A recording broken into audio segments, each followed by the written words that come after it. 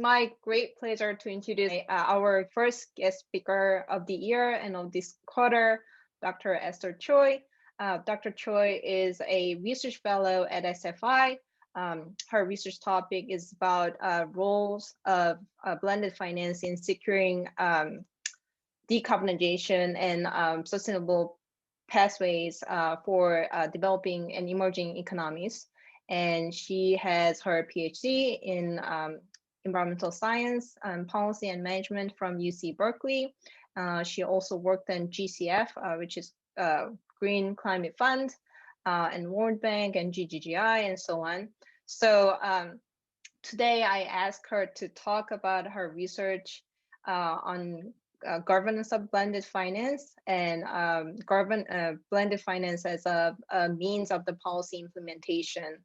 Also, she's gonna talk about her recent research that I'm also collaborating with on blended finance in Korea. So as you know, like Korean government announces a Korean Green New Deal, which aims to spend 62 trillion US dollars over the next 5 years to be a carbon neutral by 2050. So Dr. Choi can talk about, how blended finance can be used for this ambitious plan. So without any further ado, Dr. Choi, the floor is yours. Welcome. Great, thank you, Soyoung. Hi, everyone. Great to see you all. Thank you for being here. It's such a pleasure to be presenting at the first SFI seminar. So the topic of my talk is blended finance for state-led decarbonization. And my talk consists of two parts. First, I'll set the scene by highlighting the climate investment gap, introducing the concept of blended finance for those of you who are not familiar with the term, and providing some takeaways from the scoping paper that we published last year on blended finance. Then for part two, we'll jump into exploring how blended finance can be applied for the state-led decarbonization effort.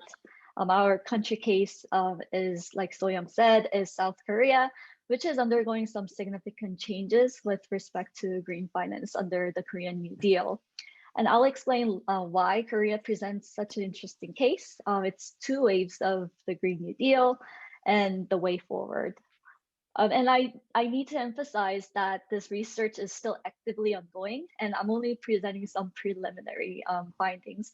So I really look forward to receiving any comments, feedback, or questions that you may have to take into account on the way forward. And based on separate conversations, I also recognize that many of you, especially from a business school, are interested in blended finance from a specific project point of view. But hopefully this nationwide top-down approach to blended finance provides some complementary understanding of what's going on in other countries, especially in Asia. We all know that there's a huge investment gap and globally. And it's been estimated that by 2050, about $800 billion for renewables are on an annual basis are needed. But the latest estimate shows that we only have about $300 billion. So this means that we need to have about an annual investment would need to almost triple. So this means that decarbonizing the global economy and putting it on a sustainable growth path will require major shift in investment patterns. And this means that we would need to catalyze diverse sources for investment rather than rely on the highly limited public capital. And blended finance can be a powerful tool to just that. There is no official definition for blended finance, but it can be defined as a structuring mechanism that strategically uses public and/or philanthropic capital to catalyze additional private investment. So naturally, blended finance has emerged as a promising solution to help deliver the goals of the Paris Agreement and achieve the sustainable development goals. The activities associated with blended finance have been around for several decades in economic development, especially through public-private partnerships that we are familiar with. Still, especially since 2015, the term blended finance has become a buzzword for climate finance with a renewed focus on engaging and mobilizing private capital in a strategic and proactive manner. The logic behind blended finance is pretty simple. This diagram is describing a situation where high investment risks are preventing early stage projects from becoming bankable and accessing commercial and institutional investments. There is an initial capital available, the one in yellow, but the project itself is too risky to proceed along the project development stages. So what public capital can do is to reduce the investment risk by, for example, taking a subordinate position in the stack or providing a guarantee for private investors. So in this diagram, the investment risks are absorbed by the dedicated public capital, the one in purple, and this project becomes bankable and have access to the capital it needs. So the public resources, although limited, can be crucial to reduce risks, overcome initial barriers, attract private investors, and bring new projects and markets to maturity. And given the hype around blended finance, Alicia and I did a scoping exercise of the field and published a paper on blended finance last year. And this paper is available on the SFI website. This paper provides a qualitative assessment of the processes and mechanisms through which sources of capital are mobilized and operationalized. Blended finance assessments tend to be highly quantitative and technical, and we wanted to provide a complementary lens to examine the governance structure, the investment strategy, the role of each actor or investor, and how the partnerships between public and private emerge. We believe that without understanding these contextual details, it is difficult to mobilize climate finance at scale for impact, which is ultimately what we want to achieve.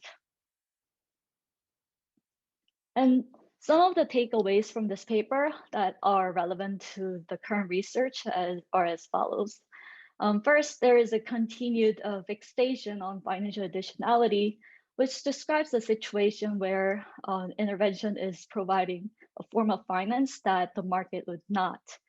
For example, if the private investors would not have engaged without public sector involvement, the intervention by the public sector can be considered as financially additional.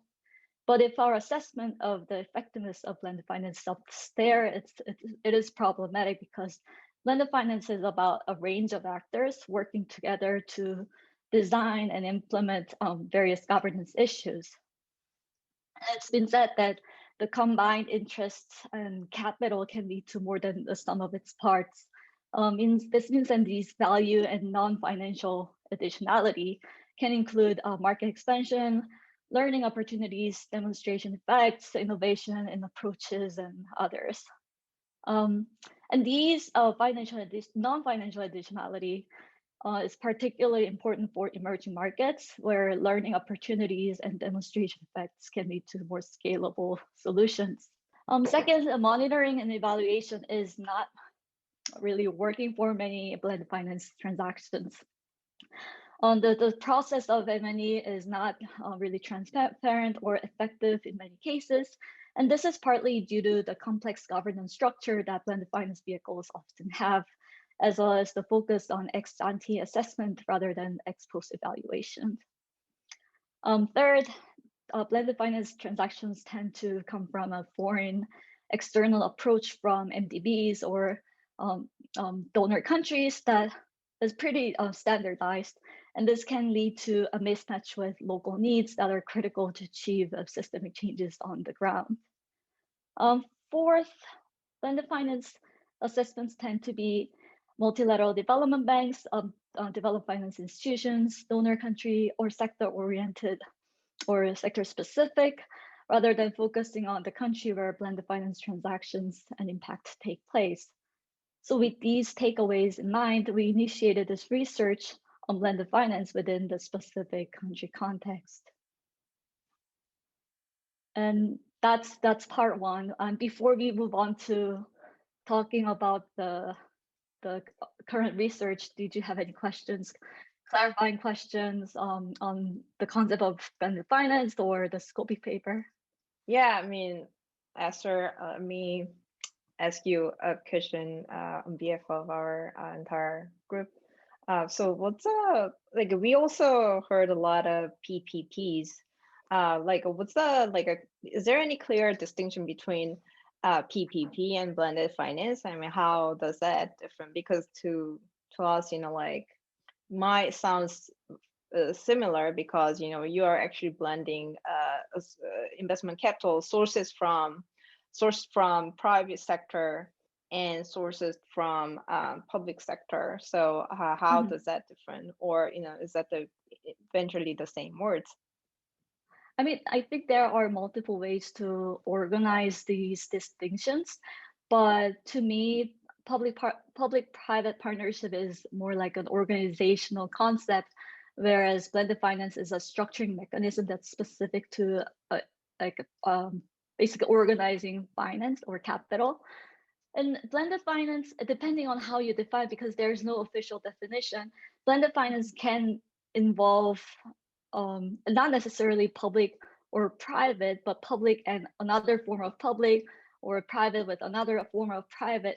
Like that's like, I think the combination can be more varied rather than strictly public and strictly private. And that's, to me, that's how I distinguish those two. And PPP is I think more commonly used for infrastructure financing, especially for economic development, whereas blended finance is more utilized in the climate finance and the SDG community. So this research, the state-led decarbonization research, was motivated by the fact that despite significant improvement in our understanding of the concept and principles of blended finance, there's a lack of systemic guidance on the approach and strategy for blended finance. Basically, the question of how it has not been really answered in the specific country context, especially. So this research aims to engage the debates around blended finance, as well as to understand the role of the public sector in designing incentives to catalyze private capital for climate impact. And it does so through a deep case study that examines the national landscape with relevant policies, framework, major actors, as well with an emphasis on the application of blended finance, the role of government, and the country's climate relevant sector, which would be the energy sector. So by setting a geographical and jurisdictional boundary, this assessment can shed light on how and where blended finance is being deployed, for what impact, as well as the role of public actors in facilitating sector transformation for decarbonization. And this is quite relevant in the post-COVID period, fingers crossed, because we, as the international community, is reassessing the role of public finance and public financial institutions in building back better after this huge shock. So why Korea? We've been asked this question a lot regarding our case selection. We explained that it's because most attention on climate finance or green finance or blended finance has been on Europe and the US, where the markets are competitive and decentralized. But the continued lack of attention to Asia, where markets are largely controlled and centralized, is problematic because it is where climate outcomes will be decided. Many blended finance assessments also focus on international transactions, particularly from developed to developing countries, as a part of the development strategy for SDGs or climate goals. Korea, on the other hand, has enough financial and institutional capacity to do things on its own. So the case focuses on domestic transactions which can provide some interesting insights. And because of its state-driven modality for very successful industrialization, Korea's approach to climate change is also pretty strictly top-down. A detailed assessment of how the Korean government initiates, implements, and implements climate and blended finance can shed light on the structure, incentives, and empirical behavior of the state-driven finance regime, which can be often seen in the other Asian economies as well. And the Korean case also provides answers to the how question that I raised in the previous slide, because because the country is undergoing the second wave of significant institutional and financial innovation with the state-led green initiatives. So a brief overview of Korea. It is the world's 10th largest economy with well-established financial market and policy and legal framework. It's been relying on hugely successful export-led growth strategies that rely on state direction rather than the market. And Korea has had 2 waves of climate finance or green finance. The one initiated by the low carbon green growth national agenda or vision that was announced in response to the 2008 global financial crisis. And it was accompanied by the 38 billion US dollars Green New Deal as a stimulus package. And the second one that was announced last year was in response to the COVID pandemic, but the stimulus package is titled as the Korean New Deal, and part of it is also called as the Green New Deal, but it has a almost $67 billion budget. So the scale has become a lot larger. The scope is a bit different, but I'll explain this in more detail later. But both initiatives or both waves represent a strong top-down approach with varying emphasis on private finance and focus sectors. So the first wave of green finance is represented by the low carbon green growth national agenda, or LCGG, which was to basically achieve a paradigm shift to a greener economic growth model, because before then, Korea has been relying on a heavily polluting brown growth model to achieve its economic growth. A stimulus package, about 80% of the stimulus package was dedicated to green measures, and that portion is called the Green New Deal. And some did focus on encouraging private investment, which is the focus of our paper. But these efforts were largely limited to infrastructure PPP projects that we just discussed. Under LCGG, the term green finance was introduced to the practitioners' world in Korea, but rather with a weak form of institutionalization. For example, the Green Finance Council was established, which was a collaborative channel of around 50 people from various public and private investor communities, including the Federation of Banks, insurance firms, and credit card companies. And in response to that initiative, private green funds emerged in the investment community, and most performed pretty well in the first few years, with 42 products in 2012. But today, only 6 small ones remain with a dwindling balance. And green finance products stopped issuing in April 2014 due to a low demand. And relatedly, state-controlled funds known as green funds also were launched under LCGG. And these funds use public finances to guarantee the principal and returns to attract private finance. So essentially, they represent blended finance. But a recent survey shows that among the 23 green-related funds managed by the government, out of the total fundraising amount, only 36% came from the private sector, with the average leverage ratio of 1 to 0.57. So this means that $1 of public capital catalyzed only 57 cents of private capital.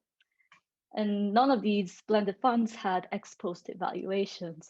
So we can observe 2 major developments that took place under LCGG with respect to green finance and blended finance. First, the efficient top-down approach facilitated rapid disbursement of public funds under the Green New Deal. but the partnership with the private investors was limited to one-off infrastructure projects. The second development was that there was a weak form of institutionalization and limited sustainability and or performance of financial products. The first wave introduced the term green finance to the practitioners' world, established a legitimate channel for cooperation among private and public investors, and launched various green funds.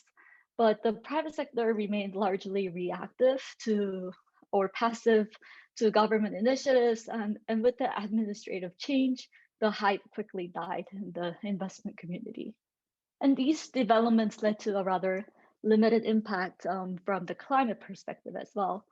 Important climate indicators such as energy and carbon intensities were not significantly improved, with the share of renewable energy still at 1% by the time of administrative change. So despite sweeping measures and wide coverage of the LCGG and the first Green New Deal, these measures were not accompanied by broader structural reforms that could have incentivized a long-term low-carbon transition. So lessons learned or remaining barriers after the first wave can be categorized into three. Climate and green finance is a highly politicized agenda in Korea. So there is a significant political risk where priorities change every 5 years with the administrative change. For example, the term green or low carbon was removed from pretty much every government initiative after the president changed, and the public controlled or even the private funds lived and died with the administration. There was a lack of control tower with authority and legitimacy, resulting in a rather fragmented or scattered approach to implement green finance initiatives. And also the lack of definition, taxonomy, and assessment framework meant that financial products and initiatives were prone to greenwashing, and M&E was difficult to do or even non-existent in many cases. So while the theme of green or green finance was largely dormant in the subsequent administration, the current administration has triggered the second wave of green finance when it announced the Korean New Deal last year. The stimulus package named the Korean New Deal consists of three main themes. The Digital New Deal to strengthen the country's digital capacity, which proved to be quite important in the contactless economy during COVID, and the Green New Deal to achieve net zero emissions, and the overarching theme of strengthening the employment and safety net. And these three areas would be supported by fiscal investment and institutional improvement. And given the scope of the paper, we're focusing only on the Green New Deal. There are three focus areas for the Green New Deal, and this table shows government budget allocation for each focus area and tasks underneath each area. And of the total on 60 trillion won, 73.4 trillion is allocated to the Green New Deal, and the government allocated 42.7 trillion won as government expenditure, and expects the remaining to come from local governments and the private sector. This is just to demonstrate what's in the Green New Deal. So the biggest distinction from our perspective is that the second Green New Deal has its strong focus on mobilizing private finance in a more explicit and strategic manner. For example, there is a recognition for the need to establish the autonomous and self-sustaining New Deal ecosystem driven by private investment in order to sustain the effects of investment led by the government. This was led by the Financial Services Commissioner. And the President Moon himself has also emphasized that the success of the Korean New Deal will only come with the support of the private sector and investors' active participation. And this rhetoric was not explicit at all in the previous Green New Deal. And there are two ongoing institutional developments to materialize that rhetoric. First, A green finance corporation has been proposed as a state-run financial institution, or essentially a green bank to manage the Green New Deal, to serve as a control tower that was previously missing. And with the $9 billion US dollar budget, this institution would have functions such as identifying demand, providing funding in various forms, mitigating credit risks related to green industries, among others. And the second institutional development to materialize the Green New Deal's finance focus is the Korean New Deal Fund. Through this fund, the government will invest in digital and green projects and businesses. And as you can see from this middle column, this represents the New Deal Fund. It consists of three tiers. The red one is the policy fund, which is most relevant to our research, as I'll explain later. The yellow one is the infrastructure fund, through which the government aims to foster private infrastructure fund through tech support. The civilian fund, or the private fund, well, the one in green, would create various types of funds based on private companies' own assessment, and the civilians would be able to invest in it directly. And the government would indirectly support the civilian fund through policy improvement only. So we'll zoom into the policy fund, the red square, given its relevance. So the policy fund of 20 trillion won, or $17 billion, will blend diverse sources of capital to create this master feeder or fund-of-fund structure for New Deal industries and projects. The 7 trillion won master fund is supported by the government and state-owned financial institutions. And for 13 trillion won feeder funds, the one at the bottom, capital from the master fund will be matched by the private sector. So in the feeder funds, the public finance portion takes a subordinate position and absorbs any loss first. So this structure would attract more risk-averse private capital. And this policy fund will be established in early 2021 and financed over the next 5 years. Our next action item for this research will be to explore the relationship between the government's focus on catalyzing private finance and Korea's rather monopolized energy market. The rigidity of Korea's electricity market makes it difficult to accommodate the growing share of decentralized and variable renewable electricity. And enabling direct purchasing power agreements between private companies is necessary to stimulate proactive corporate engagement and participation, but it requires a fundamental change in Korea's electricity market design. But the progress on market design has been limited so far, so we'll explore that. Our next step is to assess the linkage or disconnect between the finance and the energy market in Korea.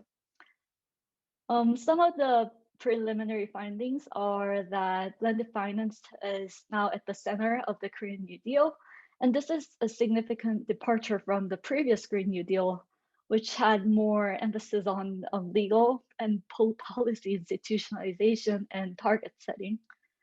Finance can achieve a lot, but appropriate policy action is the prerequisite to sustain the effort and impact. The pandemic has led to rethinking the role of the public sector in building a healthier economy and strategies for a sustainable future. And this research engages with this line of thinking, and I look forward to further investigating how state-led decarbonization efforts unfold. Thanks. Your perspective, it was like, as you know, like the title of the talk says, it's a state-led, but I'm kind of curious about like the why it has the first wave of the New Deal, which was happening back in 2008, like why they have failed to attract the private investors, like did you hear anything specific from like a private sector? I mean, do they think that the project itself is not that much attractive compared to what they do usually, other than this kind of like a blended finance area, or no? Why is that so? I mean, my impression of from doing this research was that the private sector felt that they were not being engaged from the beginning, so the process was strictly driven by the government, and the private sector was expected to just follow their lead. So that created some sort of pushback to this green initiative in the first place. But and the concept of green growth back then was really new. I mean, Korea was considered as the forerunner that that that embraced this concept even before the OECD did. And this phenomenon wasn't really how it wasn't how Korea used to do things, because it used to be a follower of the international trend, and but with low carbon green growth, it wanted to become the leader. And of course, because it was a very strong initiative by the president. I mean, the public and the private sector. I mean, the general public and the private sector, like they weren't really convinced at first of the initiative, but later on with the heavy policy and legal institutionalization, I think they were sort of dragged on. But after but after the admin change, I mean, the legal power still exists. I mean, they still remain in place, but nobody really mentioned the terms green or low carbon until last year, when the Green New Deal was announced again. So. I mean, it's very interesting that you mentioned that, like the kind of like the goal was not really being shared or agreed between the government and private sector, which is very interesting. Then, do you think that it might be different in this time? Like, I mean, you probably, like you're also still searching, but, like I'm wondering, like how this target is different this time, or, like when you are saying private sector actors, like what, like who are they exactly, like are they interest companies, or like just like just try to understand what's the landscape this time. So this time they're trying to do things differently by at least publicly engaging more private actors from the beginning with the announcement of the Green New Deal, because as I said in the presentation, there is a renewed focus on mobilizing private capital. They definitely want to do things differently by establishing this green bank, or running this policy fund that relies heavily on the private sector contributions and engagement, and they're also trying to they're basically trying to address the barriers that were listed in the presentation by establishing a control tower, by trying to establish their own green taxonomy. And so there is definitely a concerted, a very sharp focus on reviving this concept of green finance. And by private sector, I mean, they, as you know, the Korean private sector is dominated by the conglomerates, so they're definitely the biggest players there. But of course, the insurance companies, as well as the public and private financial institutions, are also heavily involved. Interesting, thanks. And then, so I see question from Chloe. So Chloe asked, could you talk a little bit more about Korea's energy mix?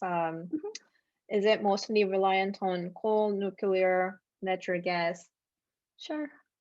I mean, Korea's energy profile is very problematic, I would say, because the country imports over 98% of its energy needs from abroad.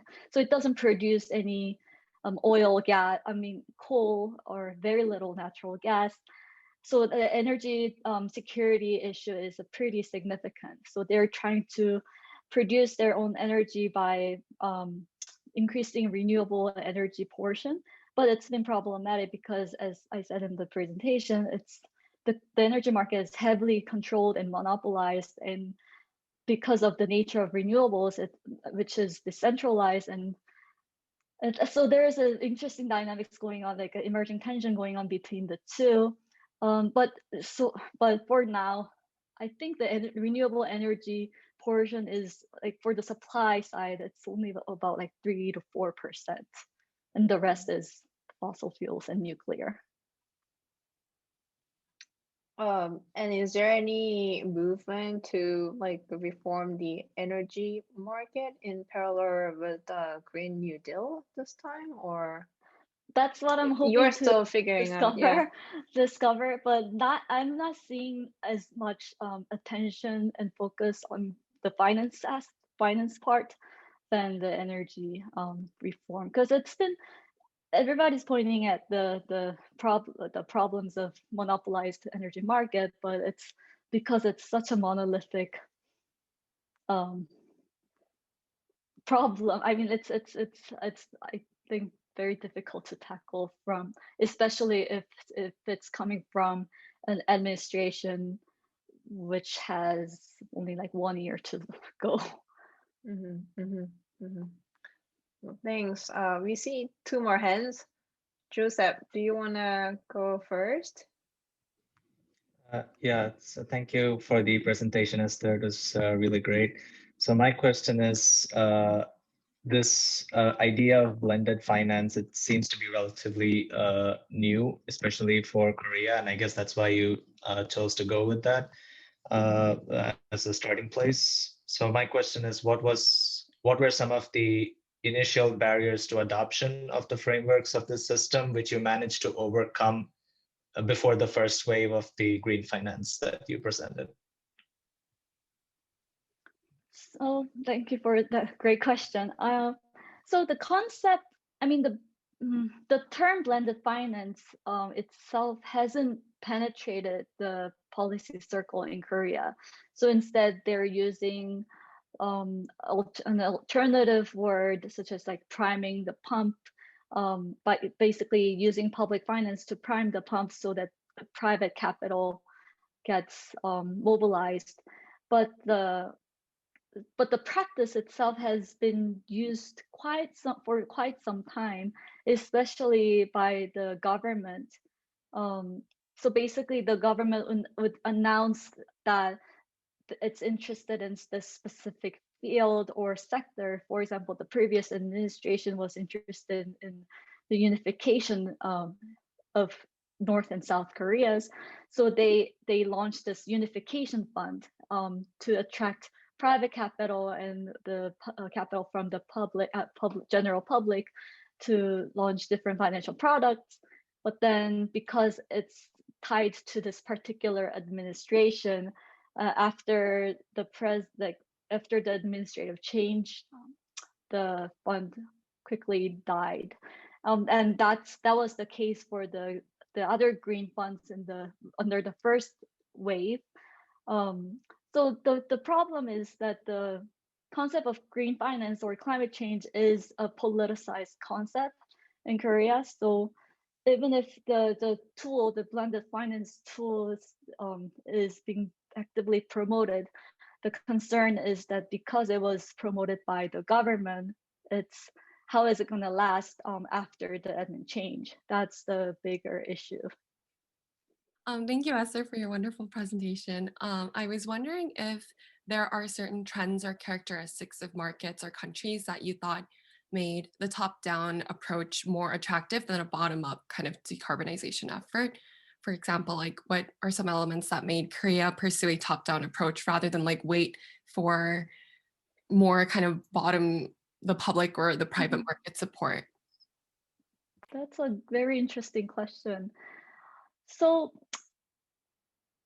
So the it's been relying on the top-down approach to not only climate change, but pretty much any other issue because of this huge success in the past, in the 70s and 80s, through this top-down, state-driven industrialization.